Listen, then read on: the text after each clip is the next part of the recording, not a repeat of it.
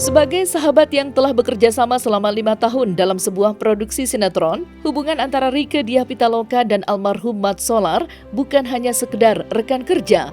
Keduanya sudah seperti keluarga. Oleh karena itu, kepergian Mat Solar menjadi pukulan berat bagi Rieke. Sejak di rumah duka hingga pemakaman, Rieke tampak setia mendampingi untuk mengantar kepergian sahabatnya yang juga seorang ayah dari 3 anak tersebut. Namun, ada hal lain yang membuat kesedihan Rieke semakin mendalam. Di akhir hayat Mat Solar, Rieke diketahui baru saja membantu mengurus permasalahan terkait tanah milik sahabatnya itu. Tanah seluas sekitar 1.300 meter persegi yang telah dijadikan jalan tol sejak tahun 2019 ternyata masih bermasalah dan belum selesai penyelesaiannya.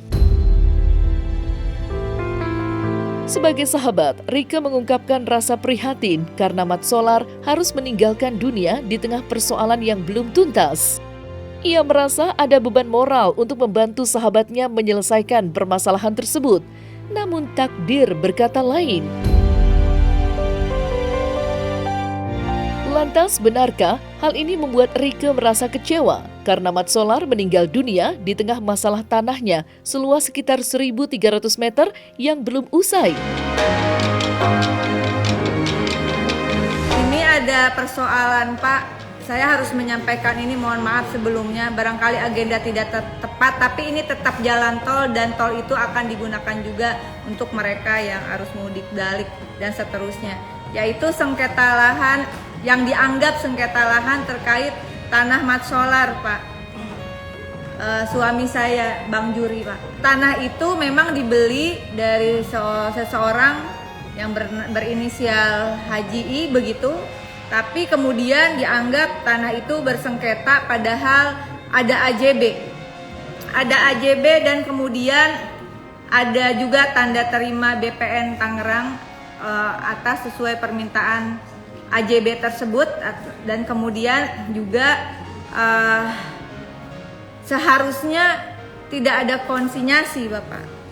Ya, karena AJB itu ini begitu Mei Juni pihak Jasa Marga dalam hal ini PT Cinere Serpong Jaya untuk tanah seluas 1.300 sekian meter, Pak. Saya nggak ngerti, saya udah bertahun-tahun ini Pak Andre ngurusin ini ya. Dan saya berterima kasih hari ini, mudah-mudahan di bulan Ramadan ada secercah harapan untuk Bang Juri yang sedang stroke saat ini sejak 2017 begitu.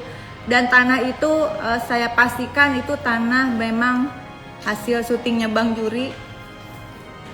Dan itu adalah uang yang dia perjuangkan untuk simpanan hari tua. Jadi kita sudah bolak-balik ke BPN dan seterusnya pimpinan. Dan sekarang harus masuk perdata.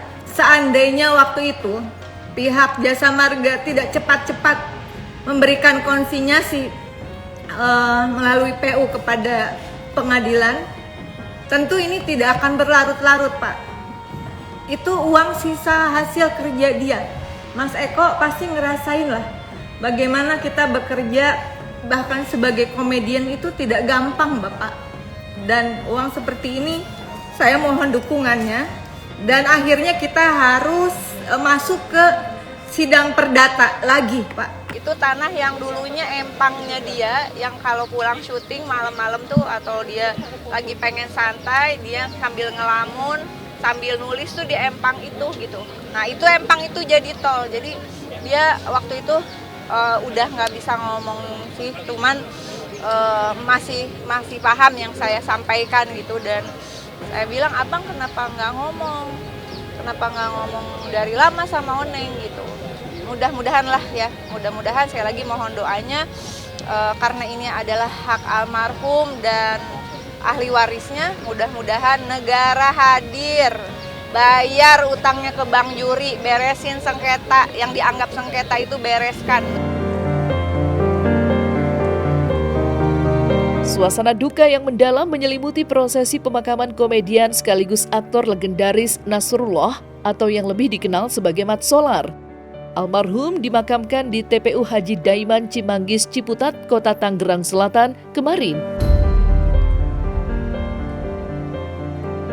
Kehilangan sosok pemeran ikonik Bang Juri dalam sinetron Bajai Bajuri ini dirasakan oleh keluarga, sahabat, dan penggemarnya. Sejumlah keluarga dan sahabat dekat tampak hadir untuk memberikan penghormatan terakhir kepada almarhum. Di antara mereka terlihat kehadiran Rieke Diah Pitaloka dan Latief Sitepu yang selama bertahun-tahun menjadi rekan kerja Mat Solar. Kehadiran mereka mencerminkan betapa dalamnya hubungan persahabatan yang telah terjalin selama ini. Prosesi pemakaman berlangsung dengan hikmat dan penuh haru. Isak tangis keluarga dan sahabat pecah, terutama saat jenazah Mat Solar mulai diturunkan ke dalam liang lahat.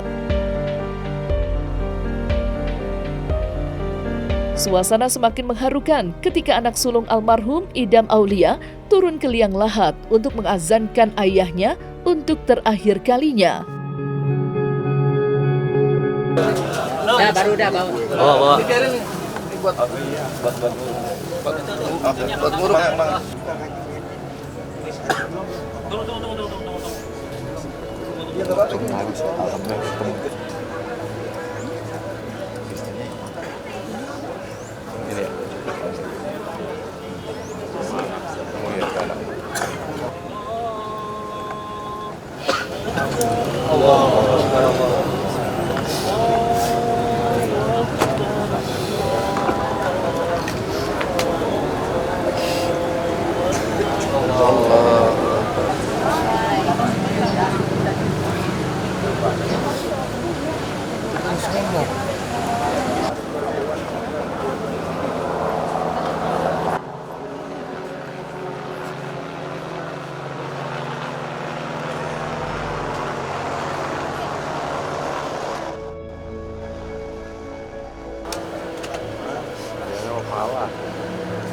Salah orang.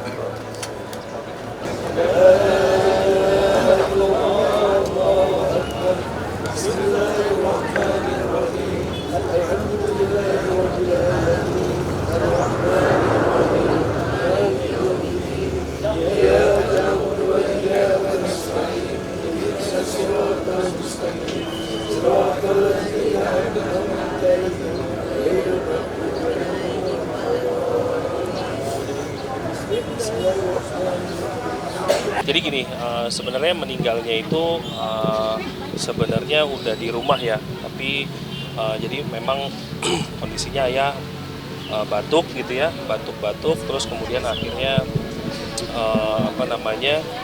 nggak sadarkan diri, gitu. Setelah nggak sadarkan diri, habis itu kita coba bawa ke rumah sakit dan sudah dikonfirmasi. Jadi jam 9:30 itu kejadiannya, maksudnya sakitnya gitu, karena memang sakitnya ya sebenarnya biasa normal seperti biasanya gitu, memang batuk gitu karena memang ada infeksi di paru-parunya ayah gitu ya, dan memang udah di treatment dan selama ini treatmentnya juga alhamdulillah baik gitu, tapi ya memang Allah menginginkan hal yang lain gitu ya, Allah memang mau memanggil ayah ya, sehingga akhirnya pada saat 9:30 itu kita bawa ke rumah sakit dan dikonfirmasi di rumah sakit bahwa udah nggak ada.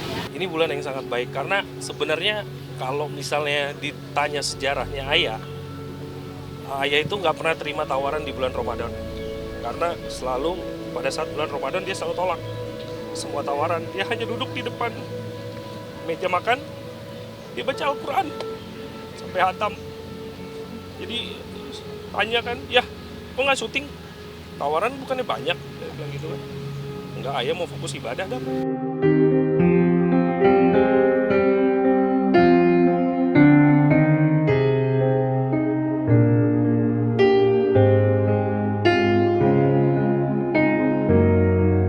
Nah, selesai sudah Cumi Lovers. Jangan lupa untuk like, subscribe, dan juga share channel YouTube Cumi Cumi.